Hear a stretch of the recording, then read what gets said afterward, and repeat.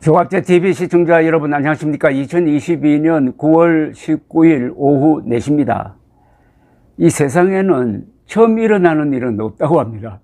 처음 일어나는 것 같지만은 가만 들여다보면 과거에 그런 비슷한 일이 일어났다는 이야기죠. 그래서 어디서 본 것 같다 하는 이런 느낌을 데자뷰라 그럽니다. 한자로는 기시감, 과거에 언제 본 것 같은 느낌이 든다 이거죠. 요사이 국민의힘이 이준석 당대표를 몰아내기 위해서 특수부 검사들의 별건 수사식으로 이거 쑤셔서 안 되면은 저거 쑤시고 저거 쑤시고 안 되면 이거 단다는 식으로 하는 게 어디서 많이 본 것 같습니다.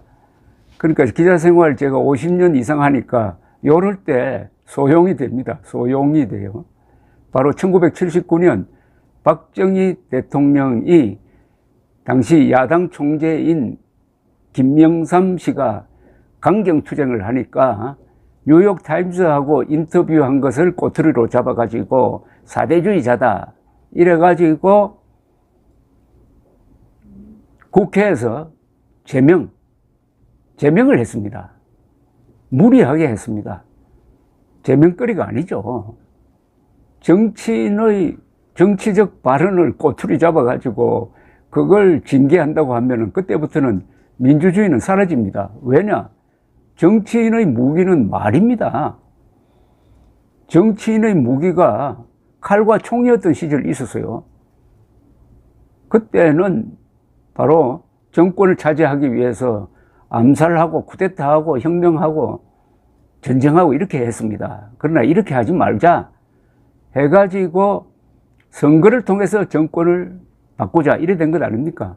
그러려면은 총을 버리고 칼을 버리고 무슨 무기를 들어야 합니까? 바로 말이라는 무기를 쓰는 거죠. 말을 잘하는 사람, 말로서 국민들의 마음을 사로잡는 사람, 그 사람들이 많은 정당에 표를 주는 겁니다. 그러니까 정치는 말로 하는 겁니다. 그러다 보니까 그 말이 격렬할 수밖에 없는 것 아닙니까? 창을 대신한 게 말입니다. 창과 같이 말을 하고 화살처럼 말을 쏘아붙이는 게 정치판인데 그 말이 좀 과격했다고 해가지고 그걸 징계 대상으로 삼는 정당이 이 2022년 지구상에서 어디에 있겠습니까? 물론 있죠. 러시아에 있습니다. 북한에 있습니다. 중국에 있어요. 그거 말고는 아프리카에도 이런 데가 있는 건 모르겠네요. 뭐 짐바브웨가 요새 무가베가 죽고 나서 약간 달라졌는데 과거 같으면 짐바브웨에 있었습니다. 아니 대한민국이 세계 7대 강국이라는 대한민국이 이런 시절로 돌아가면 되겠습니까? 뭘 좀 징계 그럴듯한 명분으로 징계를 해야 되는데 그런데 이게 참 불길한 것하고 또 겹칩니다. 그러다가 징계를 한 게 박정희 정권이 징계를 한 게 1979년 10월 초였어요. 그러다 그 보름 뒤에 김영삼 씨의 정치적 기반인 바로 부산 마산 지역에서 부마 사태가 일어났습니다.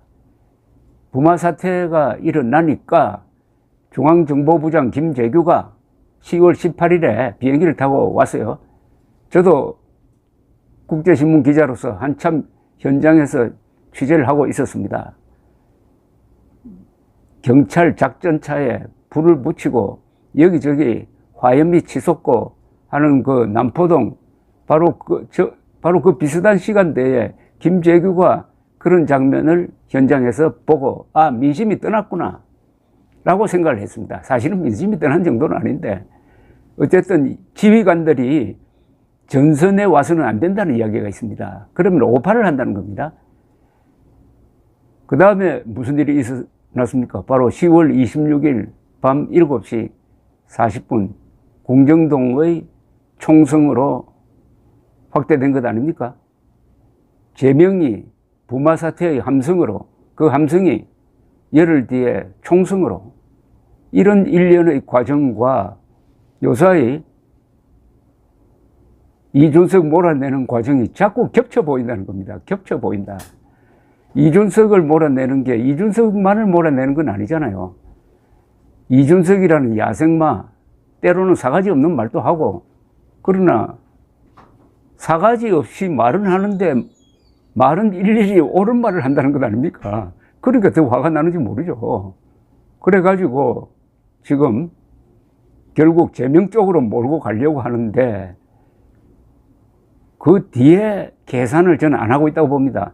윤석열 대통령의 성격이나 지금 국힘당의 수준을 볼 때 계산이 없는 집단인 것 같아요. 계산이 있었으면 지금 이렇게 법원에서 인용이 되어가지고 모처럼 출범시킨 비상대책위원회가 다 공중분해돼 버리고 그 다음에 또 당헌을 또 바꿔서 이런 소동을 벌리겠습니까? 지금 국힘당에서 일어나고 있는 것은 도대체 이 사람들이 계산을 하는 조직이냐 아니냐는 겁니다. 전략이 있느냐. 전략은 계산이 있어야 될 것 아닙니까? 그러니까 지금 앞으로 이준석을 제명할 다음에, 제명까지는 뭐 권력의 힘으로 밀어붙이면 되는 거죠. 제명한 다음에 뭘 할 거냐? 무슨 일이 벌어질 거냐? 아마 예상하는 사람도 없을 것이고, 윤석열 대통령에게 잘 보이기 위해서 하는 것, 해야 한다는 행동, 그것 말고는 계산이 없는 것 같습니다. 계산이. 제가 한번 계산해 볼까요? 제가 몇 달 전부터 이렇게 이야기했습니다. 윤석열이 이준석에게 이기면은 민주당에는 지게 되어 있다. 이거죠. 그러면 이준석에게 이기는 게 몰락으로 간다. 이거 아닙니까? 박정희 대통령이 김영삼 의원 제명에는 성공했는데 결국 몰락으로 가버렸다. 이거죠. 그러나 물론 시대가 바뀌었으니까 총선과 함성으로 무너지지는 않겠죠. 다른 방식으로 앞으로 국힘당이나 윤석열 대통령이 몰락의 길을 갈 가능성이 상당히 있다. 역사적 경험에서 저는 그렇게 생각합니다. 이준석을 몰아내는 것은 이준석뿐만 아니라 이준석이 대표하는 2030 세대를 몰아낸다는 그런 의미가 있는 거죠. 이미 2030 세대가 반윤석열로 돌았고 그중에 30대는 그 좌경성이 강한 40대보다도 더 반윤석열로 기울었다. 2030 세대와 척을 진다. 이렇게 된 거죠. 2030 세대와 척을 진다. 2030 세대가 윤석열을 50% 정도 지지할 수 있었던 것은 그 이준석이라는 매개체가 있었다. 이준석이라는 재기발랄한 사람을 당대표로 뽑는 국힘당을 보니까 꼰대 정당이 아니구나. 달라졌구나. 이런 기대감이 결국은 윤석열 지지율 50%로 나타난 것 아닙니까? 그런데 이준석을 잘라버리면 다시 이준석 이전으로 돌아가는 거죠. 이준석 이전의 국힘당은 선거에서 연전연패했지 않습니까? 선거에서. 근데 이준석 등장하면서 최근 선거 3번을 이겼지 않습니까? 그리고 여론조사에 의하면은 대통령 선거에서 이긴 공로는 윤석열이 1등 공신이 아니라 이준석이 1등 공신으로 나오는 여론조사도 있습니다. 아무리 제가 사례를 뒤져봐도 정권 교체에 1등 공신을 했던 사람을 말을 문제가 삼아가지고 이렇게 집요하게 몰아내는 행동을 하는 대통령이나 집권 여당이 있을까? 이렇게 바보스러운, 이렇게 앞을 보르는 일이 있을까? 하는 생각을 금할 수가 없습니다. 그 다음에 무슨 일이 일어납니까? 윤석열과 문재인의 차이가 있습니다. 문재인은 상대방을 분열시킵니다. 4분 오열시킵니다. 그래서 집권을 합니다. 그러나 윤석열은 자기 편을 분열시킵니다. 자기 편을 분열시켜요. 우선 청와대의 무리한 이전을 통해서 중도가 날아가 버리고 말았습니다. 이번에 이준석을 몰아내면 젊은 층이 날아가죠. 아니, 자신을 대통령으로 만든 보수 중도 젊은 층의 연합체를 지금 새토막 내고 있습니다.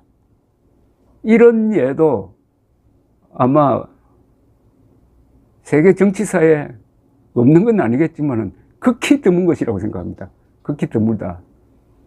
자기 지지 기반을 와해시키면은 우선 내년 그 후년이죠. 2024년 총선이 어떻게 될 거냐. 2024년 총선이 어떻게 될 거냐. 2016년 총선이 하나의 모델입니다. 그때 새누리당이 분열되니까 아주 짜증을 낸 보수가 투표장에 안 가든지 아니면은 중도 정당을 표방한 안철수 당을 많이 찍었습니다. 그래서 새누리당이 과반수를 차지하지 못했습니다. 그러고 나서도 새누리당 안에서 계속 분열이 일어나더니 결국은 최순실 사건이 일어나니까 완전히 파탄 나고 말았습니다. 파탄이 나고 말았어요.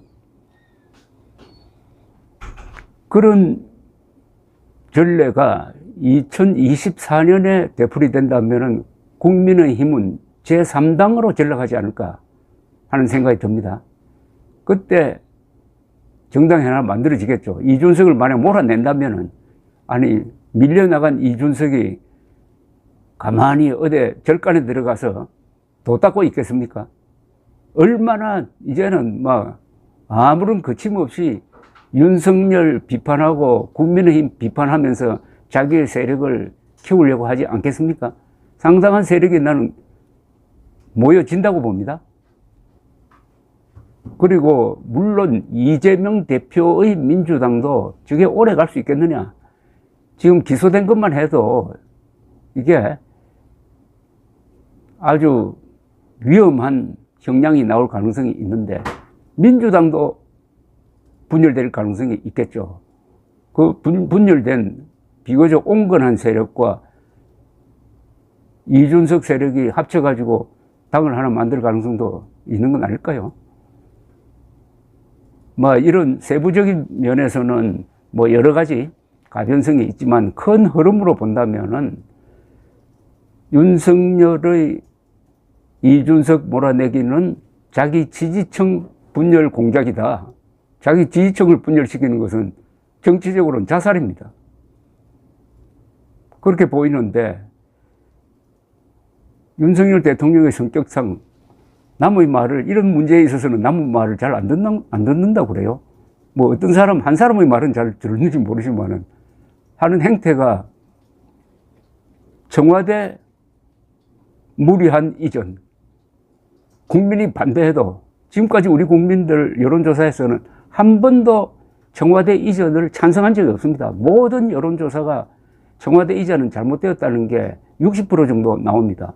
그런데도 고집스럽게 밀어붙이다가 결국 수습이 불가능할 정도로 와 있다. 그와 똑같은 행태. 저는 이것을 특수부 검사의 별건 수사식 정치라고 합니다만은 그것하고 똑같은 행태가 지금 이준석 몰아내는데 나타나고 있다 하면은 이것 또한 고치기가 어렵지 않을까 하는 생각이 듭니다. 성격에서 나오는 거거든요. 그런데 성격이 잘 바뀝니까? 권력자의 성격은 더더욱 잘 안 바뀝니다. 뭐 이런 사태를 예견하면서, 그러나 윤석열의 불행이 대한민국의 불행일 수는 없습니다. 그건 또 다른 문제입니다. 완전히 차원이 다른 문제입니다. 그러니까 우리 국민들이 이런 사태를 지켜보면서 각자 나름대로 뭔가 한번 깨닫는 바가 있을 것이라고 생각하는데, 저는 한국이라는 나라의 독특한 습관 중에 하나가 한국은 결투 문화가 없습니다. 이 결투 문화가 없는 대신에 패싸움 문화는 강해요. 결투란 것은 1대1로 당사자끼리 1대1로 하는 겁니다. 최근에는 결투가 불법화되어 있었지만 결투 문화가 있는 나라는 어떤 사람에게 모욕적인 말을 못합니다. 그럼 딱 결투 신청이 들어옵니다. 결투 신청을 안 받으면 그때부터는 비겁자로서 그 상류사회에서 매장돼 버립니다. 한국은 결투 문화가 없는데 패싸움 문화가 있어요. 이 패싸움 문화는 뭐냐면은 결투 문화로 두 사람이 딱 해결해야 될 문제를 괜히 비겁하게 여러 사람 패를 거리를 만들어 가지고 패싸움을 만들어 가지고 더 문제를 키웁니다. 근데 패싸움보다 더 비겁한 게 있습니다. 이걸 문매 때리는 겁니다. 한 사람을 여러 사람들이 그냥 집단 구타하는 겁니다. 요새 이준석을 집단 구타하는데 동참하고 있는 사람들이 얼마나 많습니까?